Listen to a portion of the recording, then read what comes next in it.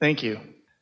So I'm familiar with your work. I'm doing the meditation every morning, basically, and getting a lot out of it still, and love it. And I'm reading. Meditation is a really good way to allow pure positive thought to be dominant. It'll break the cycle. It helps starting the morning for that. We have a question for you before you go. Let's say you have a thought that has some negativity in it, and you can feel the resistance of it. Can you feel how, if there is some resistance, that meditation, which can allow no thought, and therefore no vibration, is an improvement? And can you feel that from a place of no resistance, that you could get to that daydreaming more easily? Yeah, it allows the solutions, it allows the daydreams, the previous momentum. So I'm reading Autobiography of a Yogi by Yogananda, and there's some truths there which I read that before I had your knowledge, what I've been able to absorb, and now I'm rereading it. And I'm trying to merge some concepts. Oh, now and having fun you understand so much more about what you were reading. I couldn't hear, I'm sorry. Now you understand so much more. Yes. What you read before and didn't understand. Yes. Because now you have a vibrational basis of understanding what was written from the same vibrational basis. Yes. Yes, it's interesting how much more the book is visible. I'm doing an audiobook, but same concept.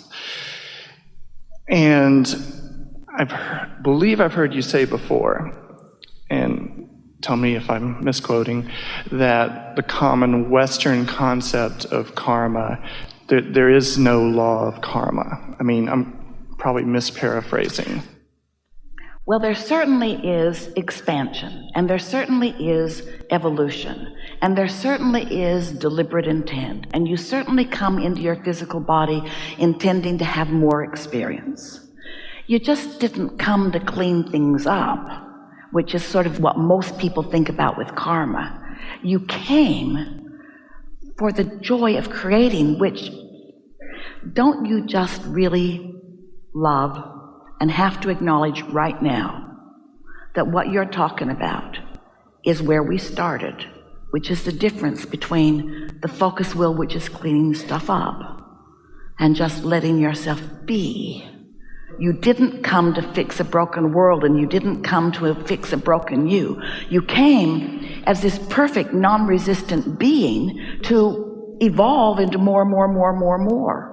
So there is some sort of karma-like commentary there, but most people are looking at karma in a way that is really not what you intended when you came. I'm clear on that. I'm going to delve a little bit further. One of the Swami's gurus had an explanation of karma where it was explained as cause and effect. I mean, that was literally the entire explanation. Well, and that's what law of attraction is. And that's where I wanted to go. Law of attraction is cause and effect. I offer a vibration and it brings me something like it. Cause and effect. Yes. Okay, so... Why'd you get that? Cause. What do you mean? I vibrated something just like it, and it came to demonstrate what I was vibrating. Exactly. So that I just wanted to kind of confirm that, like that interpretation of karma where it is based upon basically the law of attraction and ask it is given. Everything's based upon the law of attraction. There's not anything that is outside of that. Okay. It's a vibrational universe, and the law of attraction is managing the vibrations, responding to the vibrations and amplifying the vibrations and showing the effect of the vibrations. It's a really wonderful thing when you offer a vibration, cause, you feel an emotion, effect. Let the emotion be the effect before it becomes a manifestation that is so observable that you can't change it. That's getting out ahead of it. Okay. Yeah. Clear. So to try and restate it one more time, no disagreement with what's being said, but try and put it in, is that for, let's say, cause and effect, just saying ask and is given, comparing those two, that cause and effect, if like some guru or swami has really low resistance to its coming in, its being, its effect, basically the effect can be really instantaneous just because you're on step 5. I mean, you're in that continuous allowing of manifestations at the point. So instead of waiting until you croak to have it come, the effect can be, or the allowance of a physical manifestation of some sort. Obviously, there's the feeling manifestation, but the physical manifestation can be as quick as you allow it.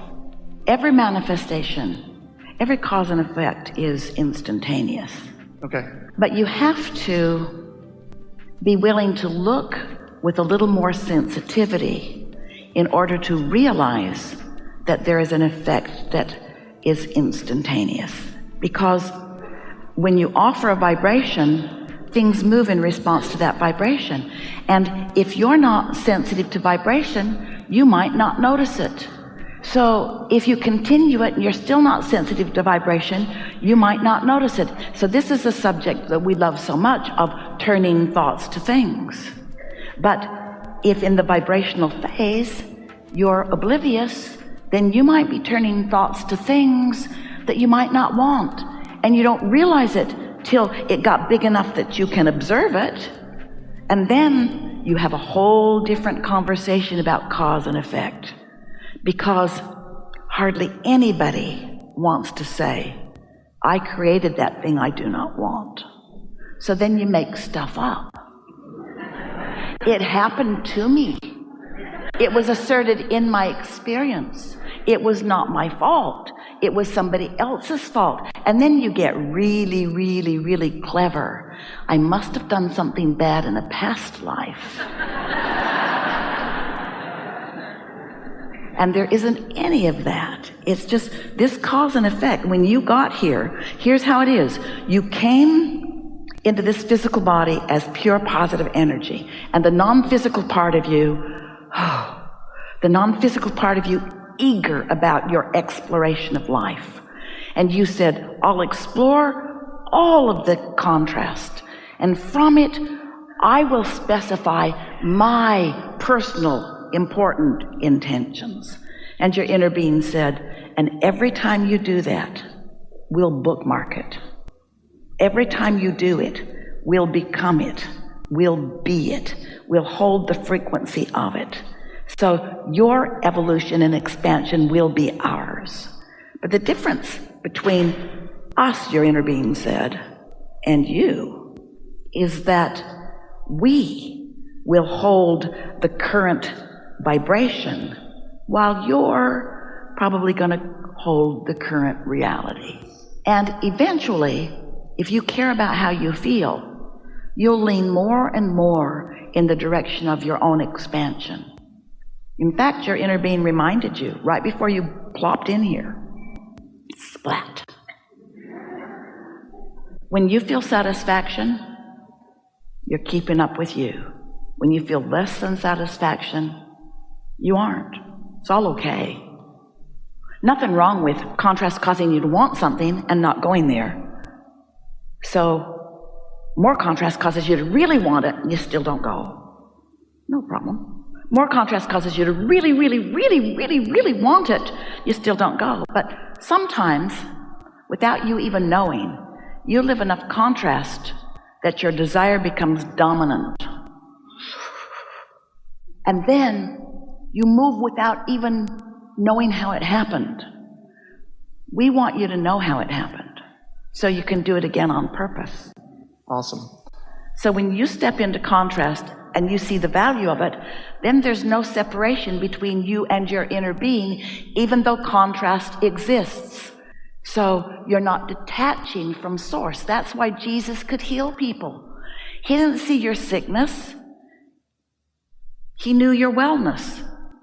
You stood there dripping it. Contrast was obvious, but he didn't feel bad for you or worried about you. Instead, he focused upon the Vortex version of you.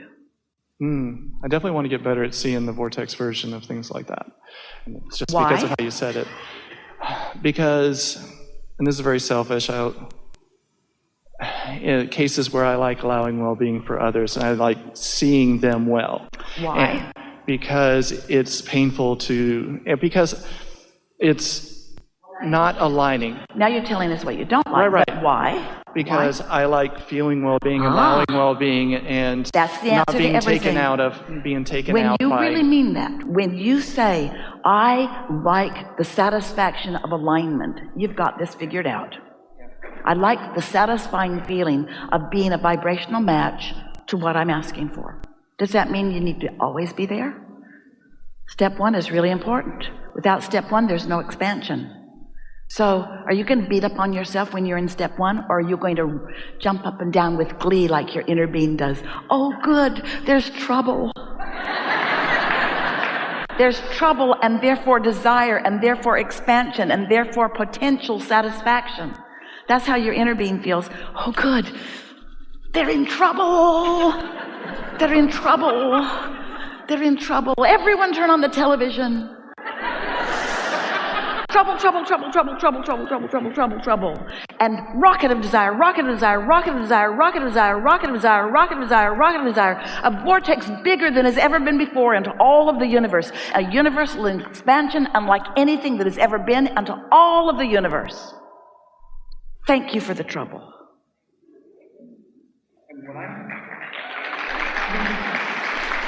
I find it easier to, and I'm getting better at that actually, and like on the medium level troubles and whatever else, where before I wouldn't be able to say, oh, contrast, good, yay, when it was like, it'd be like even small things that like, oh man, but now even like medium level stuff, I'm working towards the high level stuff. So here's where we get to tell you what we really want you to hear here today.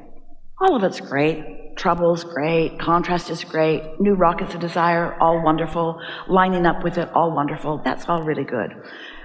We've written process after process after process after process to help you feel a little better, feel a little better, feel a little better, feel a little better. But today we want to amplify the notion of getting out ahead of it,